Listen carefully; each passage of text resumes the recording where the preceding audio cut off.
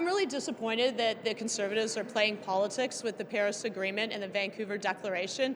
Everyone understands we need to take action. Conservatives, member of the opposition, Ed Fast, was with me in Paris where we got an ambitious agreement.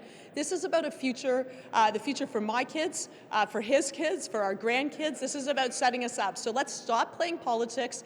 Let's agree that we need to move forward and have a climate plan, and that's what we're doing. And that's why I'm very excited about the vote today, because we know Canadians want, after 10 years of inaction, about not taking serious steps to tackle climate change, we're finally doing it. Because there's no plan, of course, so there are two main things that we're asking for is for a clear plan to reduce greenhouse gases and an inclusion of First Nations. Mr. Trudeau promised a new relationship with First Nations.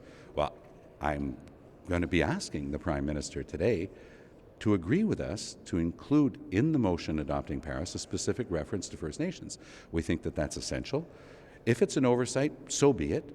We're not going to belabor the point if they do the right thing, but the right thing would be to include a reference to First Nations in our adoption of the Paris Accord. And if they don't vote for it, you'll still vote for the agreement overall? Yes, I think that it's a question of putting the principle first. The principle is, should Canada be a signatory to the best hope the world has to coming to grips with climate change? And the answer is yes. I think the Paris Accord is an improvement over other agreements that have come forward. So, for example, if you compare it to the Kyoto Accord, at least the Paris Accord has, or the Paris Agreement has, some of the major international emitters like China and the United States signed onto it. So I think that's progress.